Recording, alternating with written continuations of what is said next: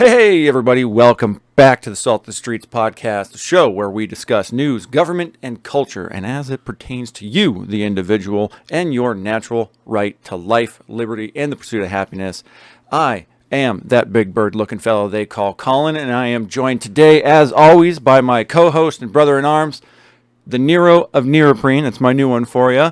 The original Salt of the Street himself, Donovan. Donovan, how are you today? I am excellent, sir. I'm excellent. How are you? Well, fantastic. I'm doing all right, to be perfectly honest. I mean, it's show day. Every day that's a show day is a good day.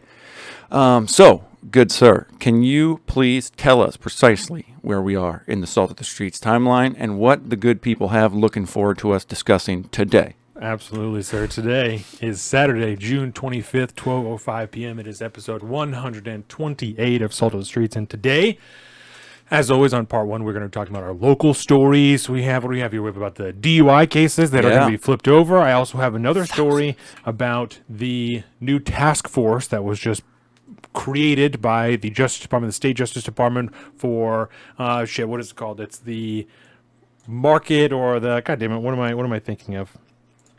This is new to me, so I can't help you. Yeah, no, that's fine. It's a retail theft task force. Thank you. I couldn't. Retail. That was the word I was looking for. It's a That's retail right. You were telling me about that on Friday. Task force, because some like $2.7 billion worth of retail goods was stolen. $2.7 billion. Yeah. It's bad. That's a lot. We'll see if that's the correct number. I may have. We'll get there. Either there. Way, part two. We're going to be talking about obviously some. We're going to be talking about some Supreme Court decisions that were handed down this week. Some big opinions. Day. We're going to go over some of them, and then we're going to compare and contrast specifically the Roe decision and the decision out of New York, which was the New York State Rifle and Pistol Club versus whoever it is. So we're going to compare and contrast these, and we're going to talk about both of them, how we arrived, or how the Supreme Court arrived at their decisions. Excuse me. And then we're going to go into the part three, and we're going to talk deeply. Bilbo Swaggins! What's up, Bilbo? Here. Thank you for joining us, Bilbo. Right at the start of the part three, we're going to be talking deeply about firearms again because there have, of course, we had the Senate bill that was passed yesterday and signed by the president this morning, I believe. Yep. Before I came here, signed by the president. So as we stand today, you have less freedom and less liberty in this country as far as your firearms rights goes. We will go over that in part three, as well as some pushes that we have heard even from like ABC News about body armor and things like that. And then we're also going to talk about, well, in that, we're going to talk about why it's so important, why we talk about firearms so much, right? It's inherent, but we will get there. Part four, we have a beautiful, beautiful grab bag going for you, which, of course, Juul. Colin's real. He's hopped up on Juuls. It's Juul, nicotine in general. I mean, they're coming after. We got some more basically like prohibition type shit trying to roll through from the Biden administration. So we're going to talk about that deeply in part 404 because I don't like it when people tell me that I can't go out and buy things that I legally can buy anywhere else. So we're going to get deeply into that. That's right. It's going to be a good show, man. We're also going to talk about the recent recommendation for COVID shots for children 6 months to 5 years old. Yeah. And some updates on the Uvalde shooting like we talked about last episode. We have some new photos that have come out. We were hoping we're going to have some body camera footage, but we have seen a lot of pushback on getting that. So we'll talk about all these things. We have a great show for you guys. That's right. Shout out Bilbo. Absolutely. 100% Bilbo Swaggin. Just got a new gun today after the bill pass. You love to see it. Love to see it. The more armed people that I find in the world, the better at this point. 100%. So you know how we are carrying all the time. We're out here, big fans of guns. So yeah, we'll get into all that today. First, usually we start, Bilbo Swaggins, you weren't here at the beginning of the show last week. We start with a little segment called Let Me Ask You This. It is generally a question that I throw at Colin. This new baby brain has got me. So Colin has a Let Me Ask You This for me today. But before we do that, Colin, let's go ahead and start off proper. Let's throw back these shots. Gotta do that. Spill part of that one. Here, you can have the one that you finger fucked. Yeah, how about that one? Cheers, buddy. We'll clean that up. Dr. McShaky hands again today. Okay. There we go. I'm doing it up proper. Next week, I'm going to have to swing by Total Wine and grab us some peanut butter whiskey to replace this bottle of BSB when it's done. This BSB is not as good as when it was made by the OGs. Yeah, Heritage. Not as good. No. It's perfectly fine, but all right. So I wanted to. This one's kind of fun because a little background people for you people just joining us. Okay. This is always the Let Me Ask You This is always like a last minute thing that happens, right? Yes. And basically neither of us were totally prepared for this, so I just reached into my notes, and I think this will dovetail relatively well with some of the stuff we're going to talk about in part 2 of 4, actually. I've talked a lot before about the uninformed voter. Okay. And I think we've seen a lot of these, a lot of the takes that have been coming out since the 2A decision, since the Roe decision, where there's a lot of people making takes that are obviously ill-informed or none at all. Yes.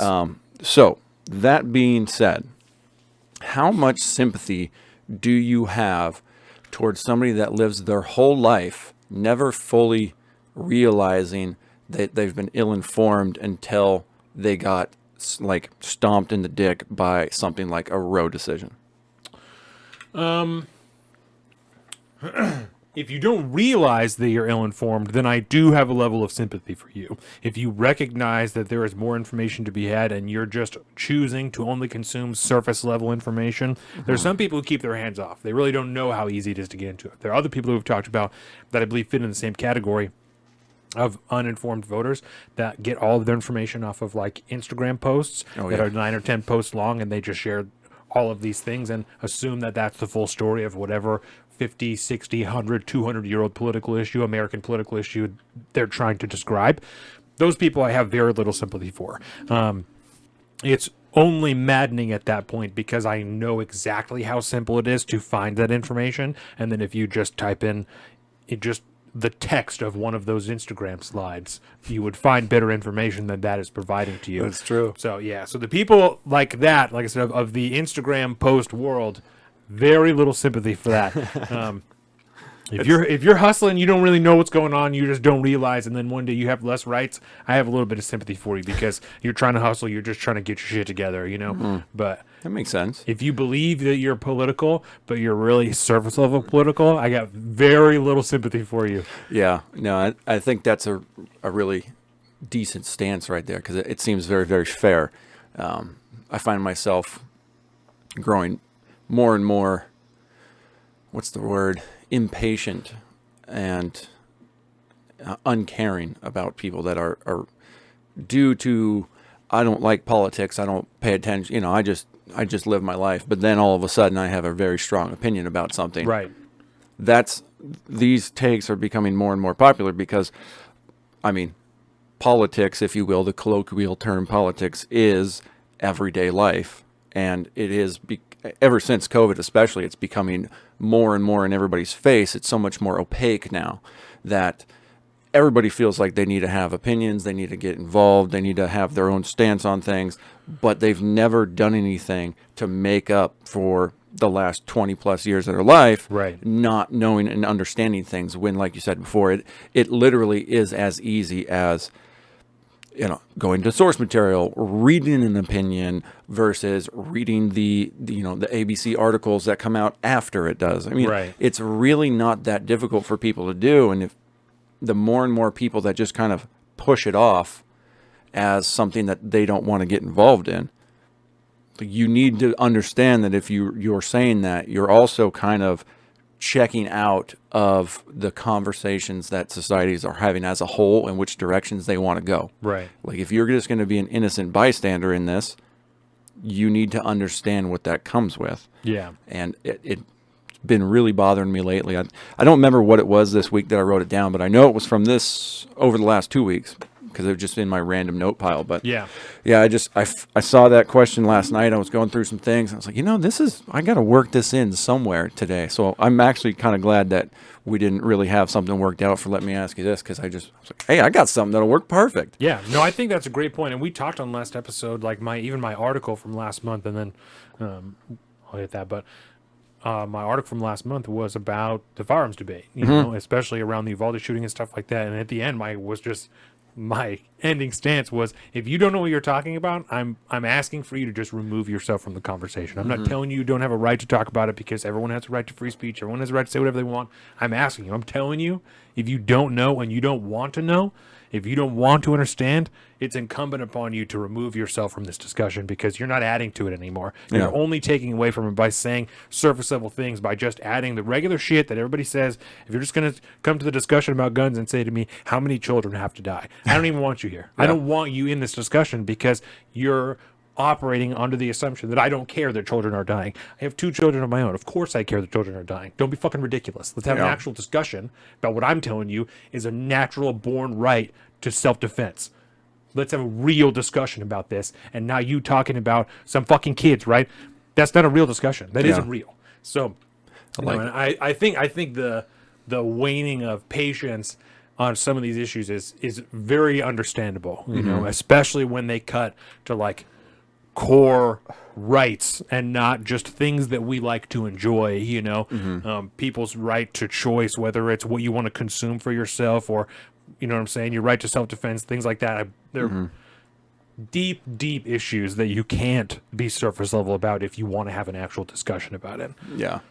No, I think that's a good take on that. It's strange times, man. And I don't, what's happened over the last week, we'll just say, as far as rulings and reactions to coming from the federal government, from the president himself, from various people, it does not fill me with hope that our elected representatives understand that they're a part of a republic. No. And that to me is just, that's another nail in that coffin of, I don't know how many more nails we got to put in this coffin. The republic is dead, buddy. Get out of it. All right, it's over. They're just trying to make sure this thing gets sealed away like the fucking mummy. Brendan Fraser can't come pop the top and free you up that way. Imhotep. That's a great movie, by the way. Yeah, I think it's back on. I put it on the background last weekend, and I think it was on like Hulu or something. But they have like all 3 or 4 of them now. Yeah, they're streaming out there. So if you're a fan of like that '90s action flick, dude, get out there, get you some Brendan Fraser. Yeah. And what's her name? Rachel Weisz. Yeah, like librarian style smoke show. Yes, right. 100%. That's the way I have to equate it. 90s style, like super tiny too. Oh yeah, she's tiny, and I'm not even like always into that. She's just small, but there's, you know what I'm saying? Yeah. Definitely I'm good here for movie. it. God, thank you. What a good way to start. I want to remind everyone before we continue to obviously go ahead and check out. Thank you for joining us here on YouTube. Leave us a like, a comment, share this with your friends. Tell them that we got going on here, and obviously check us out on Instagram, YouTube, Patreon. Go there, subscribe, help us make more better content. All of this is at Salt of the Streets.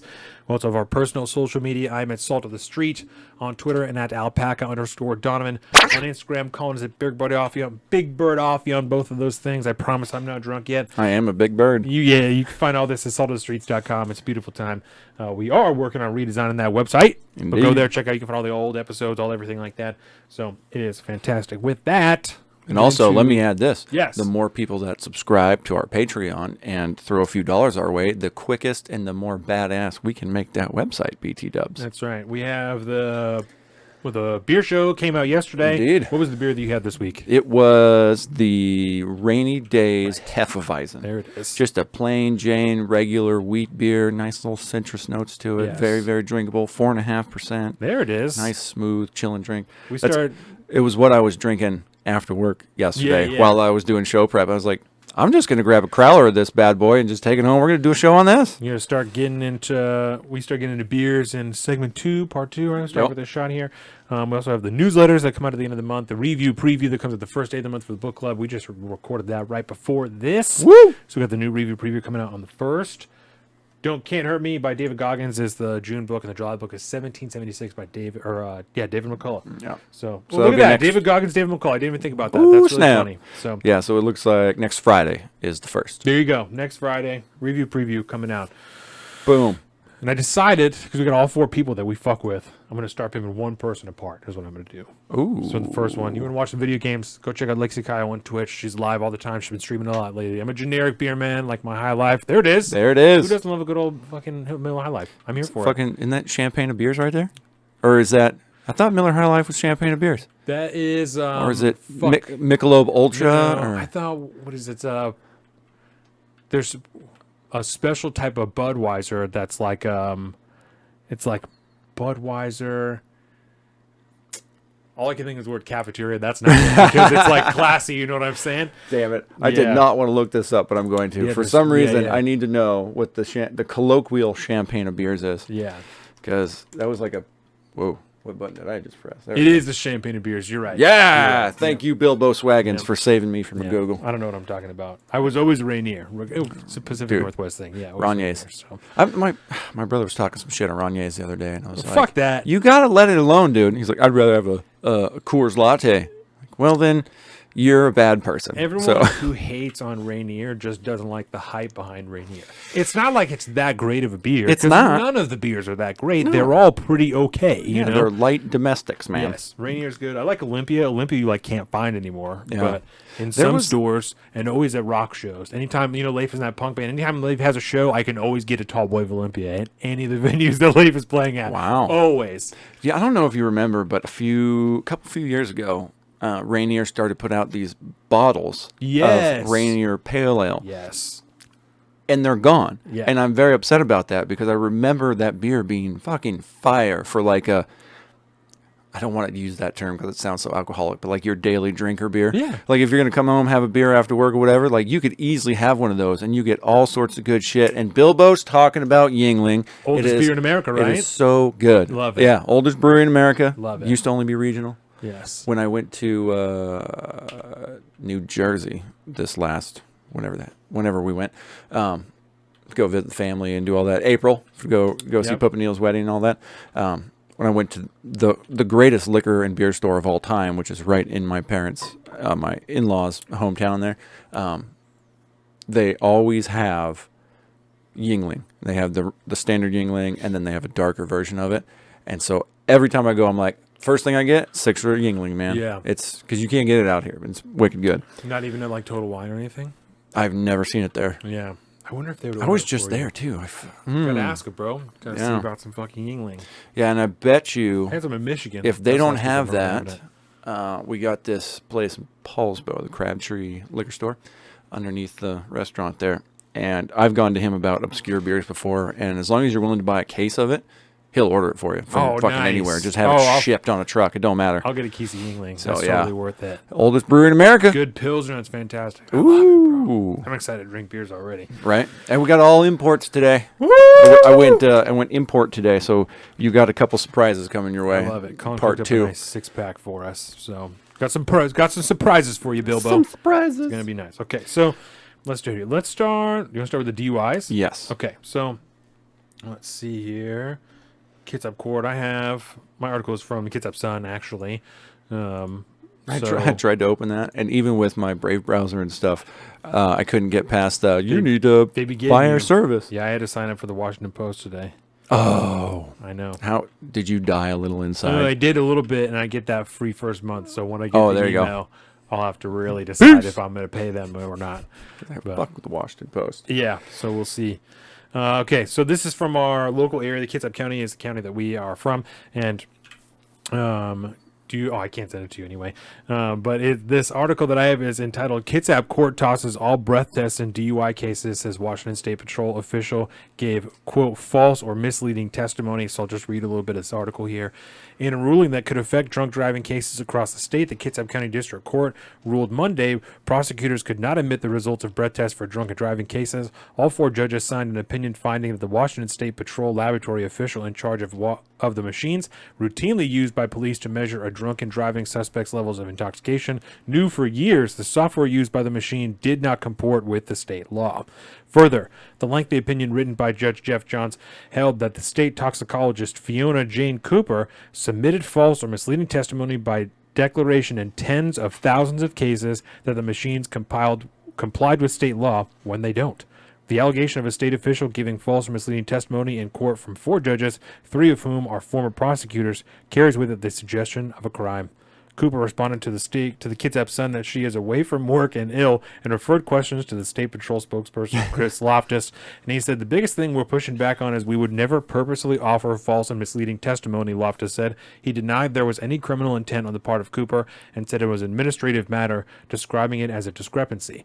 However, if that woman knows that the software doesn't work, then she has to be giving intentionally false or misleading testimony if she is testifying that it is, in fact, working within the state guidelines. So tens of thousands of cases, including there's a number in here of how many are in the works right now. It is like so many. I can't.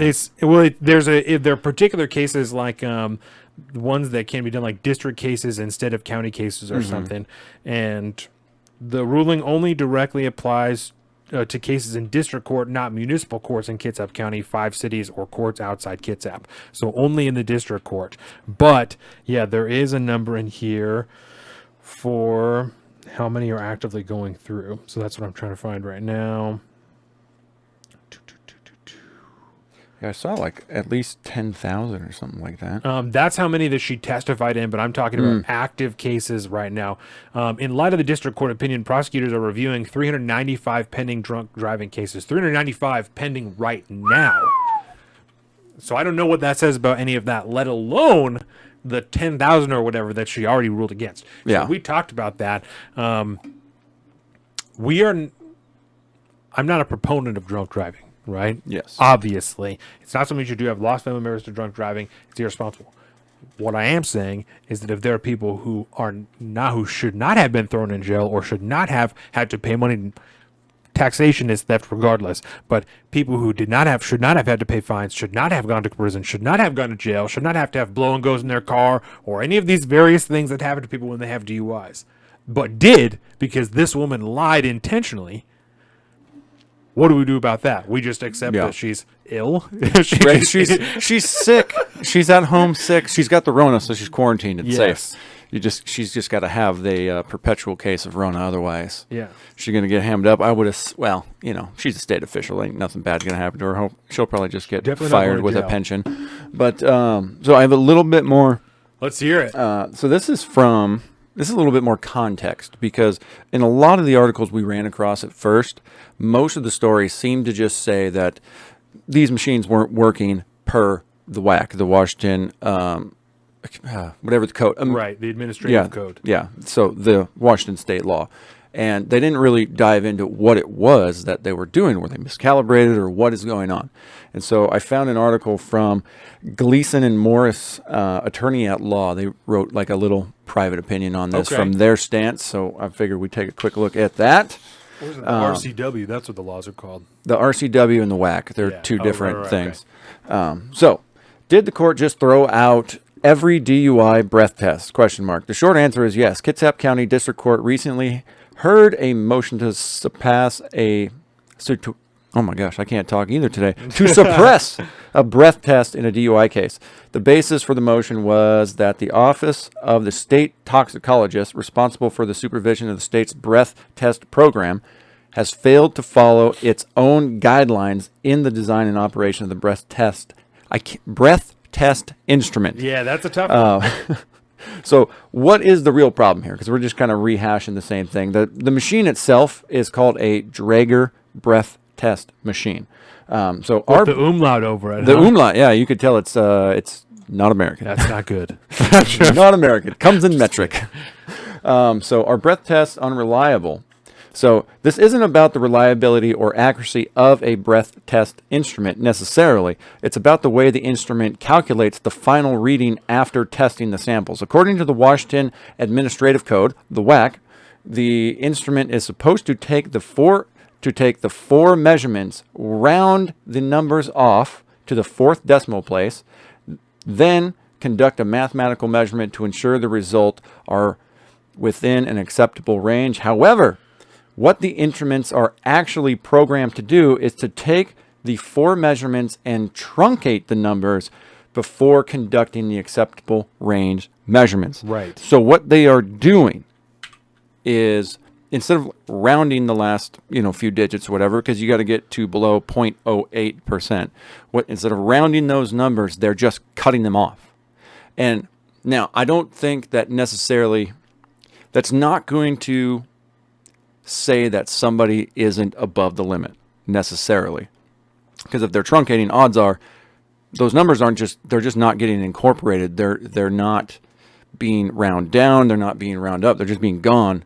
Versus if you have those extra 4 digits, I mean, you can easily add depending on what they are, like another 0.1 or 2, I would imagine, to your breathalyzer test. So if anything, you've probably been getting off on a lower level of breathalyzer because of the truncation of those numbers versus the rounding of those numbers. But regardless of that, it is in the code that they wrote. That's not the way it's supposed to operate. Right. And then, yeah, according to these other stories, this person actually knew about this and just didn't do anything about it. Right.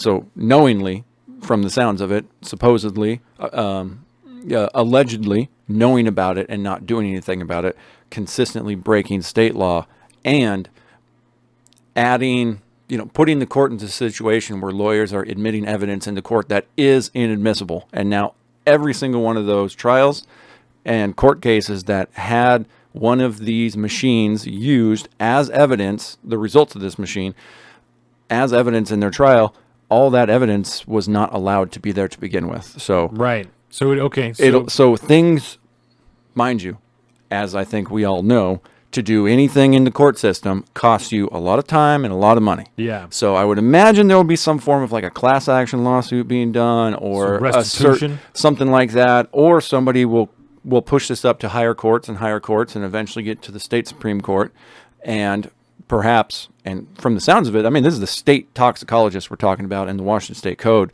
So this is going, I would assume that if anybody wants to take action on it, this is going to go from our county courts all the way through a state Supreme Court, and eventually the code will be mandated to change, so on and so forth, and then we're going to have to deal with all these people that were... Well, it starts the district courts. Yeah. So that's where I think that it would. It's going to, it'll have to climb because it's a state-used machine.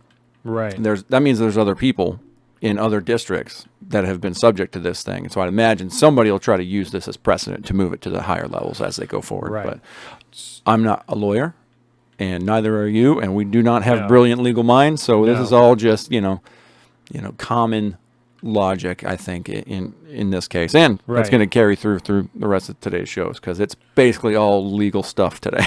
To your point, what you were saying, this article says, continues to say, according to the opinion, state law says the numbers are to be rounded, but instead the machines truncate the numbers or cut them off. Like you said, the judges found that Cooper had issued the bid for the machines, asking them to truncate, and knew or should have known that violated the Washington Administrative Code, often referred to as the WAC.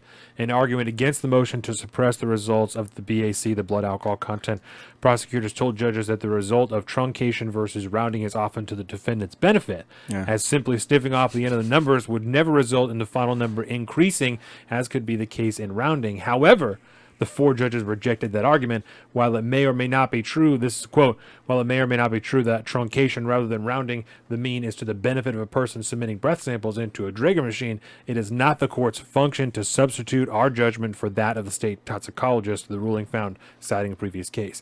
That ruling comes from the case of Austin River Keller, 24, who on May 9th, 2020, crashed his car into a ditch while driving up to Huya Lake Road and Northwest. The Kitsap County Sheriff's deputy who responded did not note many signs of intoxication, and Keller denied drinking. He later admitted he'd been drinking according to the court documents, and a breath test found he had a blood alcohol content of 0.12. He was charged in Kitsap County District Court with drunken driving and pleaded not guilty. His attorney, Tom Weaver, requested the results of the blood alcohol content test be kept out of court, and after all 4 judges heard arguments, ruled in Keller's favor. His trial date is scheduled for July 25th. No shit. Isn't that wild? And this is why I think this is a great story for the show as far as the local stories, because if a story's too local, it's, who cares?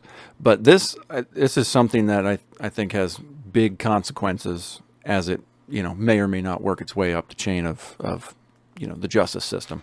And it could have some pretty far-reaching implications as far as I'm concerned. It's a similar argument to, speed traps and radar guns. Did the officer calibrate the radar gun that day? I mean, they rely so much on technologies these days and specialty instruments to hem people up all the time. And it is very, very important nationwide. I don't care what police department you're talking about, what sheriff's department or state patrol or whatever it is, if they're going to use a piece of technology to try to throw you in a cage, they better be able to prove that those things are firing on all cylinders and they're calibrated correctly, and that the speed or the alcohol by volume, amount, or whatever that's in your, would you say that? Blood alcohol content? Blood alcohol content. Whatever reading they're going to get, they need to make sure is 100% as correct as can possibly be. And if you have a state law in this case that tells you how you have to do it, it's a pretty open and shut case at this point because they just did not do it. I do like the fact they talked about that, and because I didn't read that actual article, I was like, oh hey, I'm glad that I had the truncation right, you know. Yeah. So this will be interesting because I mean I know people that have got hemmed up for DUIs before, and have been cost them a lot of money and really set them back in life, and they've all learned lessons and moved on, and thankfully anybody I know that's gotten a DUI never hurt anybody, thank God. But we even had the Kim Potter case had that happen when she didn't check her taser. Right? Yeah. Yes. So, and we even know someone who said that his DUI was lowered because they had a lot of false positives for meth at the time that he did his blood test. What the fuck are you talking about? Like, what do you mean? How does that happen? So, I don't know. It always, this shit always perks my ears up. What else are you fucking up? Yeah. What else are you doing wrong if you're going to testify knowingly 10,000 cases that something's going right when it could be you ordered this machine to do that instead of rounding it. You ordered to truncate instead. Yeah. What are we doing? You had to know. That's like ordering a fucking, like a measuring tape in tenths and hundredths of a foot instead of inches. Yeah. I mean, that it's a different deal. 100%. I don't understand why. Unless, I think my only argument in this person's favor is like, well, it's going to make it lower anyways. You wrote the law and you're still not doing it. Yeah. The regulation, and you're still not doing it. How do you just, once you ordered the wrong ones, maybe you go update the whack? I don't know. It just seems so ridiculous that this single person is totally responsible for all this. How many tens of thousands of people's lives, man? Right. Tens of thousands. That's how many. That's a fuck ton of people. Yeah. How much money did those people have to give to the state? Right. Just to try to be able to defend themselves as much as possible going through the system. Even have a blow and go in your car is, $250 or something like that every other month, I think, is what we learned. So, I was just talking to our homeboy about it. That's crazy, man. That's crazy. And you have to go to, I don't know. I'm interested to see what comes of it because at first, like I said, I was coming in fucking hot. I was thinking all these people were getting hemmed up. Because that in itself is because you have to go to like a Radio Shack or something to get your blow and go. They contract it out. You don't go to the courts to have it. You have to have it calibrated like every month, and you go to like I said, like a Radio Shack to do it. Fucking funny. I'm surprised they didn't pick Circuit City. Complicated process. Whoops. I think Circuit City went out of business. They right? sure did. Yeah. That's why I'm kind of surprised the government didn't go with them. Just to try and boost them back up. No, just because they're stupid enough to, put their money in a failing business. Fuck, man. How many times still go to Radio Shack for like stereos and shit? Car stereos and stuff, right? I'm fairly sure they're pretty good on like financing stuff too. Getting a new system like put into your car is not a cheap endeavor, right? If you want some good sound, you got to donate some money. Yeah, then we got one Radio Shack within probably. There's two. There's one in Bremerton, I would assume. One in Bremerton and one in Silverdale.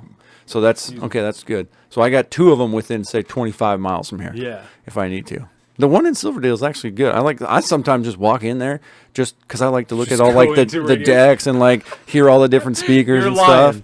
No. If I'm there, like it, because there's a Michaels there, there's TJ Maxx there.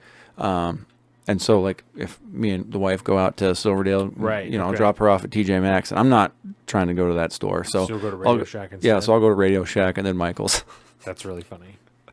I'm a weird dude, I guess. No. It's a guy thing. It seems very 90s to me. Look around. You used to have like 5 in my area, but they're all gone now.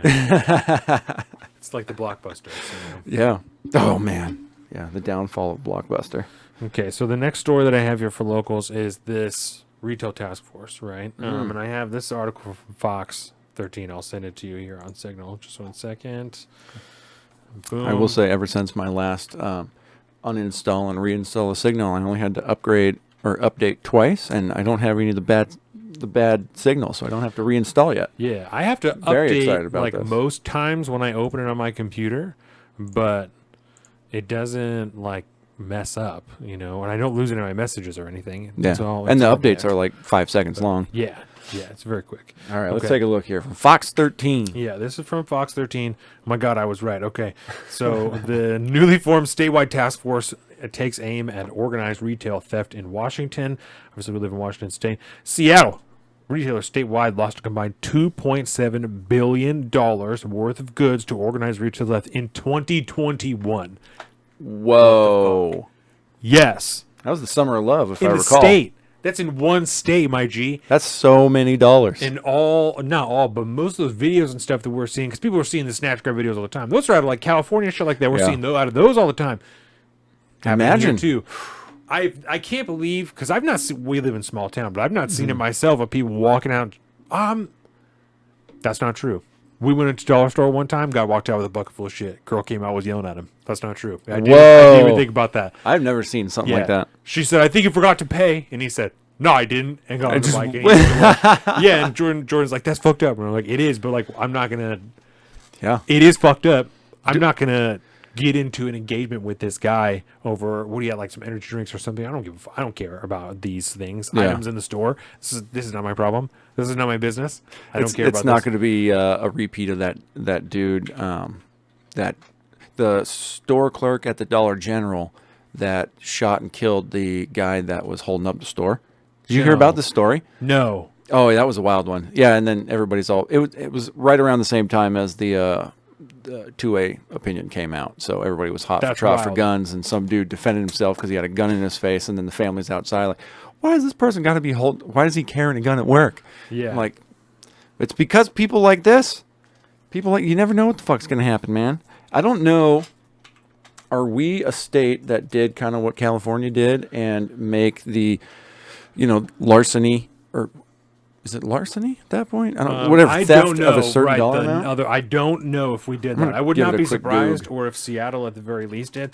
Bilbo Swaggins, with that headline, it's like police don't exist. To that effect, this is an article that I just pulled up here, and it's from My Northwest, which is a conservative website, but that's going to tell you. Jason Rance is a very prolific conservative talk show host in Washington State, and it said the very first line, the Seattle Police Department confirmed it lost an astonishing 170 officers in 2021. 170, and that's after there was like budget cuts, and the most hilarious thing right before Carmen Best left, she was the first black female police chief in Seattle history. Yeah. And right before she quit, it was because there was a bunch of budget cuts during George Floyd and all that, and obviously she's like, I agree, racial equality and everything, but don't fuck up the city, and all Chas Chop, all these things happened, and they made her fire a bunch of people, and because they have a union, and the collective bargaining agreement said that they had obviously last in first out, and all the people, they had just done a bunch of hiring to increase diversity, so they had to fire all these minorities that they had just hired. And she's like, I'm not fucking doing that, so she quit. It's insanity. So it's only gotten worse since then. Yep. Second paragraph, the final separations report, which includes retirements and resignations, comes after a year of anti-police activism and a vaccine mandate that sidelined upwards of 100 officers. So not only people quitting because of George Floyd, all of these things, but also the vaccine mandate, it was not good. That's crazy. Yes, it's bad news. So Yeah. that's just this one article. So yeah, we can go back to this Fox 13. Washington State Attorney Bob Ferguson, piece of shit, used the statistic to justify need for a new organized retail theft task force on Thursday. It will be made up of local law enforcement, prosecutors, and retail stores. Right now, it's so easy to steal, said Mark Johnson, with the Washington Retail Association. I just went into Target in Gig Harbor yesterday. There was a designated security guy standing at the door. I was like, this is weird, bro. He had like a little, not an actual badge, but like an embroidered badge on his shirt. Like his rental cop, like company's badge. Probably. Yeah. He was definitely yoked up. I wouldn't want to fight him. Ooh, yeah. It's like when I was in Russia after high school, that was the first time I ever saw retail stores with armed guards, like front and center. And they were a little bit more open about it over there, obviously, but it was a weird deal. That was like the first time that had ever happened to me. And now I kind of expect it everywhere I go. Yes. If I'm going someplace, you walk into Best Buy, there's the check-in, check-out guy or whatever that kind of says hi to you on the way in, but he's also kind of security. He's watching to see stuff, and you see more and more of those things every day. Maybe not the blatant, obviously a security officer or whatever, Right. but there's a lot more of this stuff coming, and I find this really interesting. We'll talk more about it once we get through the article. But Yes. The goal of the task force will be to provide better collaboration and to share intelligence with groups of people who may be crisscrossing the state, targeting stores and pharmacies. This involves a group of individuals that steal products not for their own personal profit, but to resell them for profit, Ferguson said. He said 9 other states have similar task forces, but this would be the first for Washington State. We're seeing organizations use the dark web, said Nick Brown, the U.S. Attorney for Western Washington. They're raiding Home Depots, raiding Fred Meyer's, packing it up, sending them overseas to other countries, selling them for massive profits. It's about the shoplifting again. This is crazy, bro. But it's the small-time, constant shoplifting and lack of prosecution that have frustrated many businesses over the last several years. I had the unfortunate experience of witnessing in a store in my hometown of Olympia. Olympia is our state capital, by the way. A theft going on as I'm checking out, recalled Johnson. And I said, that person is stealing those backpacks. Are you going to stop them? They go, it's not worth me not going home tonight to my family to chase them out into the parking lot. They could be armed. They could have a weapon. I could get hurt. I could get bear sprayed, stab shot. That's a very extensive conversation. that is very expensive. with a store employee. Many large chain stores, I think they may be embellished a little bit. I would not be surprised if they say it's not worth me doing it, but I don't know all this. It's a lot of detail. That is a lot. Many large chain stores have corporate policies that tell employees not to engage with the person who's stealing from the store. The store's theft prevention officer sometimes stops a thief, but many are not armed, and the thieves know that. What retailers... Let's pause for a second, because now I'm starting to think. Okay. So you're saying the store, what do they call them? The theft prevention officer, right? I've seen it. I wouldn't die for my company's products. Me either, right? So that's okay. So that's what I want to ask about. is a theft prevention officer. If you pay that guy, that person, if you pay that guy to be armed, right? Are we like, how do you feel about that? A private company paying an employee to be an armed guard, like a Target. If Target wants to start paying an employee to just be an armed guard at the front of the stores, if our Target should be having them. How do I feel about that? Yeah. I feel like if that's what they want to do. Right. I would hope that they'd be responsible about it some and wild shit. make sure he gets training or he or whatever. I mean, it's Target. I feel like if you're corporate, you have to. Yeah, you have to. But no, I'm not. Or request that the person applicant has training. Yeah. Because odds are, I mean, you're not going to make like the normie high school fucking purple-haired employee at Target. You're not going to just be like, all right, here's your gun, here's your badge. To get trained. Yeah, that would be lit. I mean, that would be hilarious. But if you're going to hire somebody with a security background, because Yeah. that would be the intelligent thing to do, and pay them accordingly, it's up to you, man. Right. Go to town.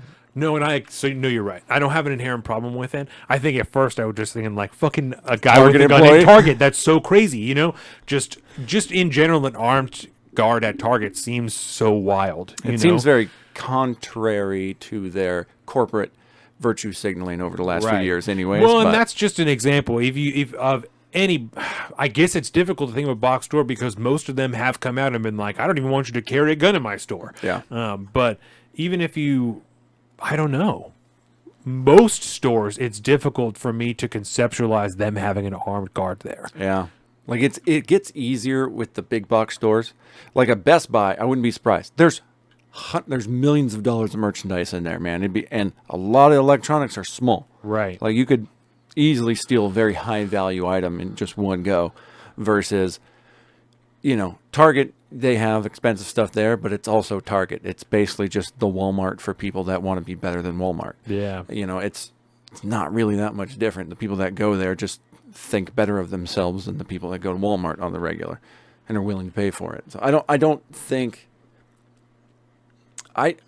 fundamentally don't have a problem with it. Right. But they'd be hypocritical if all of a sudden this was their tack now. Although I would have some more respect. If we can't afford to do this bullshit anymore And to be virtue signaling on we the lost corporate millions of level, dollars. it has cost us probably hundreds of millions of dollars, nationwide chain like that. I mean, I would understand why they would make that decision, and I'm still not going to go support them with my money because I already don't support them. I don't like them as an institution, as a corporation, so I don't put my dollars there.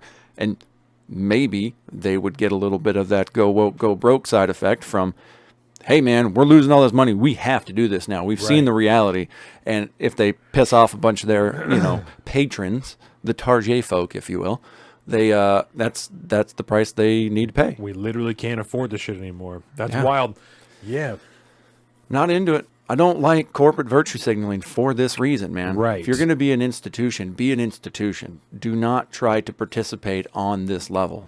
Or, if you're going to, you need to be ready to pay the consequences. Because now you're right. Now it puts them in a compromised position. If they do feel like that's the right solution, even if at their top corporate level, all the people believe in equity or say they believe in equity and do all the virtue signaling are like, listen, we literally don't know what else to do but besides put motherfuckers with guns in front of the store because even just the beefy dudes isn't working anymore. Yep.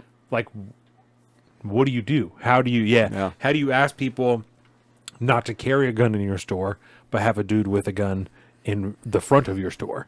Well, I mean, other than saying it's for our own fucking, but it's the same shit. Well, they could take the tact of, that's their form of a hardening on their facility so that they can protect everybody there because we want this to be a safe environment. So nobody's allowed to have guns except for us. Kind of like the police and, kind of like how that whole law enforcement. That's what I'm saying is, it's the same thing. That's what I was going to say. It's for our own protection, but it's the same thing as everything else. Yep. Bullshit. Just taking the personal responsibility out of people and placing it somewhere else so they don't have to think about it. Bullshit. Yeah. There's going to be a lot of that today. Yeah, I'm interested. $2.7 billion is a lot of money, man. Yeah. I'd be really interested, like a general breakdown of what categorically was getting stolen the most. Is it petty items? Is it pharmaceuticals? Is it, is it clothing and food? Or is it electronic, big ticket items? Or what are we talking about? Especially if you're going to turn around. It sounds like a lot of it's being turned around on the dark web and being sold for profit. So I imagine it's like American, I don't want to call it a beauty product, but, like a skincare products and, hygiene products. We have a massive market of very expensive items like that. Stuff like that. It's probably that. Electronics. You could take whatever you want. I did check the statute real quick, too. And technically, in the state, anything under $750 or less is still considered third-degree gross misdemeanor. Well, and we know from even Brady Whether or not Cruz that in Seattle, they're letting people go for gun charges, Yeah. So they definitely don't give a shit if you're stealing stuff. Yeah. And just because it's on the books doesn't mean you're going to get prosecuted. We got to make sure we get a little bit woke at the end. Fox 13 always does this. Like 2 paragraphs down. The task force will be going off organizations that have tentacles of thieves that work for them and won't be focused on other types of shoplifting. This is a quote from Bob Ferguson, our Attorney General. What it's not is someone who's trying to steal something for their personal need. They got an addiction problem. That's not what we're talking about. We're talking about organized efforts on a broad scale. So if you're just an addict and you go in and steal shit so that you can fucking get high, then, it doesn't matter. And let's clarify even a little bit more, right? Because I don't give a shit if you want to do drugs. I don't care if you want to do any of that other stuff. When you start stealing shit for your own personal needs, start infringing on other people, right? That's when we have a problem. Yeah. You don't get to fuck other people over because you can't support your own habits. If you want to get high, I don't care at all. Yeah. I couldn't care any less. It is only when you start fucking with other people that it matters to me at all. I'm getting high right now. I'm not fucking with anybody. Doesn't matter. You know what I'm saying? I'm not doing meth. I'm not shooting up. I'm not going to steal anything. Yep. That's not the point, though. I don't care what you want to do if you want to do those things until you start to infringe on other people. Mm-hmm. You can't steal other people's shit to feed your own habit. What a liberty-centered point of view you just have, sir. Just silly so to proud. Draw this distinction. Fucking Bob Ferguson. I love the law. I love the law. Yeah. We stop them, they will say, hey, you can't touch us. We go, yes, you are under arrest, says Carl Kleinkart, Director of Security. The Bellevue Police Department is usually there in 2 minutes, and the suspects are actually shocked that they're going to King County Jail to get booked and immediately released because they stole less than $700 worth of shit. We forgot to write that at the end. Oh my Task Force will have its first meeting on July 7th. So we will see July what comes 7th? of this. Yeah, I was looking pay at attention this. for some notes. I was looking at this article this morning, and at the very top, there's like the thumbnail of the video of the guy stealing the big TV. And Dax said, "Who's that?" And I said, "I don't know." What is he doing? He said, he's stealing something. He's doing something bad. He said, "That's a big TV." that is a big TV. That is a big You're right. TV. And he is stealing it. Okay, I'm gonna put this down on the calendar so I don't forget. July, the first July. meeting of the task force. Yeah, Yeah. task force meeting. Yes. That is hilarious. So there you So go. I'm gonna keep an eye out for some minutes or maybe some video conferencing because I doubt. I mean, this is King County we're talking about, right? We're gonna, or no, it's a state. It's a state thing. task force. So, yeah. but it'll probably be run out of Olympia, I would assume, the capital, and Yeah. I'll be really curious. I bet you they all probably aren't going to work still, and most of them will be zooming in and probably be able to watch that Zoom I'm conference live. And I forgot to tell you about this one. Hmm. I wonder if you know about it. I just sent you the article. This article is from Cairo 7. You're going to love this if you don't already know about it. New Washington license plate. I knew you would love it. I knew you would love it. We get boned every year. It's a wormhole that I fell into that's going to really bother you. It's going to really heat you up for part 2. Bring me there, but I'm ready. New Washington license plate me fees put my increasing seatbelt on. July 1st. Okay. New funding for the Move Ahead Washington project will come when the cost of license plate fees across the state. Hey, Jesus tits. oh, one of the Everyone saw me jump on camera. That scared the piss out of me. that was Okay. That was interesting. New funding for the Move Ahead Washington project will come when the cost of license plate fees across the state rise starting on July 1st. The nearly $17 billion transportation project includes many investments such as $3 billion for public transportation, $1 billion for Washington's portion of the Interstate 5 replacement bridge over Columbia River, $3 billion for maintenance and preservation, and $5.4 billion towards the carbon reduction and multi-modal expansion. Starting July 1st, license plate fees will change as follows. New plate is going from $10 to $50. You can go fuck A yourself. replacement plate will go from $10 to $30. A new motorcycle plate goes from $4 to $20. A replacement motorcycle plate goes from $4 to $12. Other fees increases include detailer temporary permits will increase from $15 to $40, so that just rolls into the price. Anytime you buy a car, a maximum optional dealer documentation fee will increase from $150 to $200. A stolen vehicle check fee, which is out-of-state vehicles registering in Washington, goes from $15 to $50. The Washington State Department of Transportation noted that applications received on or after July 1st must reflect the increase, even if the applications are postmarked earlier.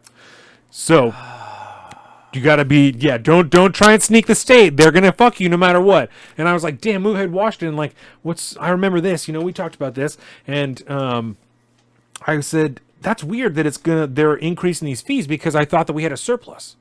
Right, I remember us talking about having a surplus. I remember us saying that. So I typed in, Washington surplus. And I got this page. I should have sent you this one too. This is from the website of Alex Ibarra, who's a representative for the state. He's a Republican. So I'll send you this in Signal. Sorry about that. And I'll send you the next one after this too. It's a series of 3 because this is from his website. And What? Yeah, it's pretty awesome. Inflation's not really a thing. You don't have to worry about that. No, That don't. $30 fucking increase is actually going to cost you more like $50. It's for the roads though, because it's not. Don't worry about the inflation. It's for the roads. It's for the roads, Yeah. bro. So this is from Ibarra, and he says, "This is awesome. It's pretty awesome." Like many of Where's you. the portion here where he's talking about? With only a few days left in 2022, this is under supplemental operating budget, the second paragraph.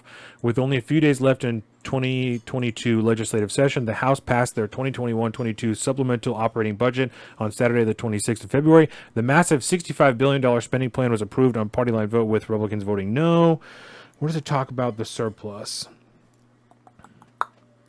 Okay, I'm sorry. The bottom under the graph. With a $15 billion budget surplus, why not offer some tax relief? This budget size was not the only reason I voted no on the spending plan. Despite a record budget surplus of more than $15 billion, the proposal offers no meaningful tax relief to working Washingtonians. Instead, the plan calls for an additional $6.2 billion in new spending to the 2-year budget passed by lawmakers last April. So instead of maybe cutting a little bit of taxes. The Republicans even proposed tax cuts for our sales tax, things like this, right? So they said, fuck you. Instead, they actually rolled some of this money over into Move Ahead Washington. So that's the third article that I sent you, which is actually from the state websites, HouseDemocrats.Washington. And it goes, let's see, at the bottom, I believe it talks about the breakdown. Move Ahead Washington. Yep, not the very bottom. Placing, disarm. How do we fund this transformative package? It's on the right there. Our package is funded through a one-time transfers from the state's general fund, right? That's the surplus, and the Public Works Assistance Account, which they're totally wiping out federal dollars from the Infrastructure and Jobs Act and investments from the Climate Commitment Act. Move Ahead Washington does not include a gas tax. Oh, thank God. There's a people-oriented proposal that doesn't pass cost into working families, except for when we're taking money out of your pocket that we could have given back to you. Yeah. Right. Mm-hmm. Right. Yeah, it's not theft if you already gave it to us and we just don't give it back. Yep. Don't worry about it. And we need to make sure that we can still tap into that federal funds because, goddamn, we don't have enough money. You need that COVID money. We don't have enough money. We have $16.5 billion surplus, but we don't have enough money. That's why we need Ainsley to keep those emergency powers. Hail Inslee. Thank the Lord for Inslee, because what would we do without him maintaining his emergency powers? We would just fade away into the nothingness because I don't know. I can't even. I'm so angry. I had no idea this was happening. I mean, is there any surprise that Bob Ferguson and the governor of Washington State, piece of shit Jay Inslee, have fought so hard to overturn memorandums by the people that tell you to hold up the end of the bargain that you promised us with our gas or with our car registry fees? And they have put in, I can't even imagine how many hundreds of thousands of dollars in legal fees and court time, the whole 9 yards, attorneys, trying to overturn memorandums that have been passed by the people by direct vote for multiple times. This is why. Because they can't afford to do it because they've already spent all the fucking money that they told us they wouldn't do. I mean, this sounds to me just like some standard left-wing bullshit fucking corruption. Yeah. At the highest levels. Coming from the state's attorneys general and the governor of the state himself. And since we brought it up, because I just looked this one up, so that's nice. I'll send you this as well, if I can get my shit together. Fucking real, man. Yeah. Oh, I know. I mean, the economy. Thank God Biden says the economy is like having the greatest recovery of all time because otherwise, I don't know how people could afford this. Yeah. Unless, of course, the goal was to make sure that the average everyday citizen cannot afford to drive. Because that's what you're doing. Well, and that's excellent that you brought that up because I just sent you this last article that I actually just found. Oh, hey, and this is from News Press. Oh, there we go. Yep, Santa Barbara News Press. Santa Barbara News Press. Jay Inslee holds forth on gas prices, emergency powers, and this is just a copy from a different article. Mm-hmm. And I have my VPN on, and the first one wouldn't let me open it. So let's see a little bit of the way down here. We've passed a low-income tax credit to help low-income people in part with some of their oil prices. Governor Inslee said on the Seattle Morning News podcast, it's an average about $1,200 a year. We'll start receiving next year who are in the lower income bracket. So next year, you'll get it.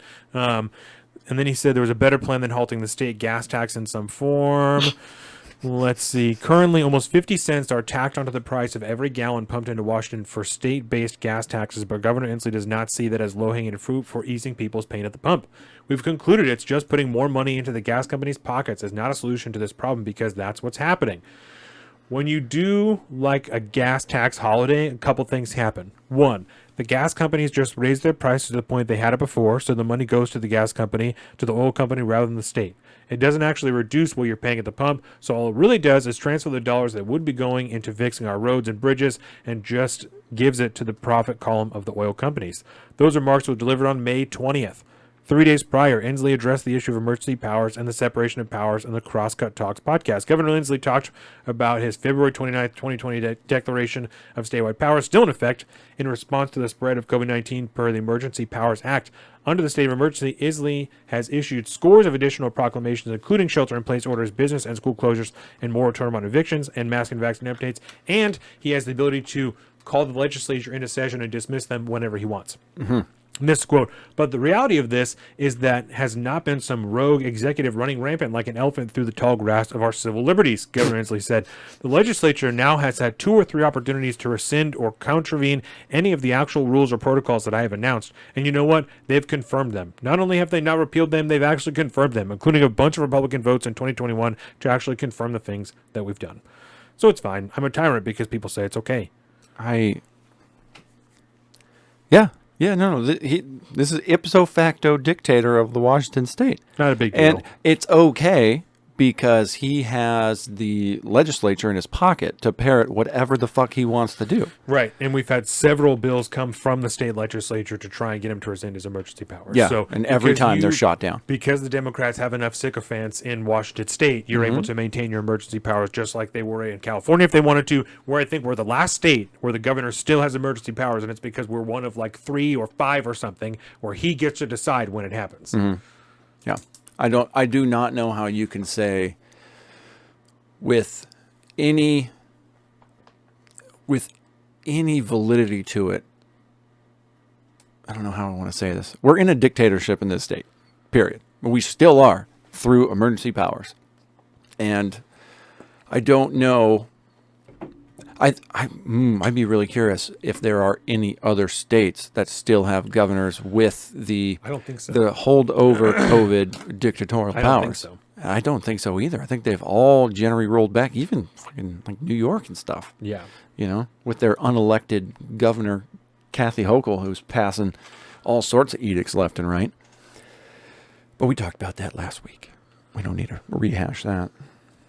I will say that that body armor clip we put out earlier today. So shout out real quick, everybody, if the 5 to 6 hour podcast is a little much for you, or even if the hour and a half to an hour long podcasts are too much for you, Monday through Thursday, you can get short clips from the various parts of each and every episode put out right here on our YouTube, Salty Shorts. There's a playlist with all of them. You could set it there. You can have the playlist play all of them if you really wanted to. They're out there Monday through Thursday. You're getting them. So if you want to introduce somebody to the show, if you're intimidated by the super length of the show, if your friends are intimidated from the length of the show, start them off with the Salty Shorts and move on up from there. Yeah. Now, with that, I think we will move into our first break. We'll be back in 3 minutes, and we'll come back part 2. We're going to be talking about some of the Supreme Court decisions, specifically the Roe decision, also the New York's decision for concealed carry. We're going to compare and contrast them a little bit and dig into those decisions a little bit. So I want a 10-hour pod. If you want a 10-hour pod, the longest we've done is 7. Yeah, so we did a 7 once. Don't fucking tempt us.